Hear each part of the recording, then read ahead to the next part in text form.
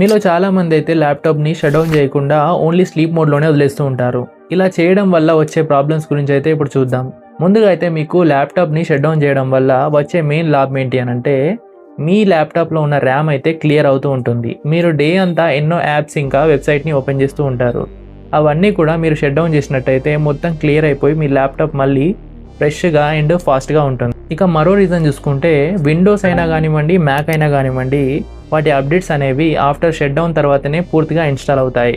దీనివల్ల మీ ల్యాప్టాప్ కూడా సెక్యూర్డ్గా అండ్ ఫాస్ట్గా ఉంటుంది. ఇక మరో మెయిన్ రీజన్ వచ్చేసి బ్యాటరీ హెల్త్. మీరు కంటిన్యూగా ల్యాప్టాప్ని ప్లగ్ ఇన్ చేసి పెట్టినట్టయితే CPU, GPU అనేది కంటిన్యూగా రన్నింగ్లో ఉంటుంది.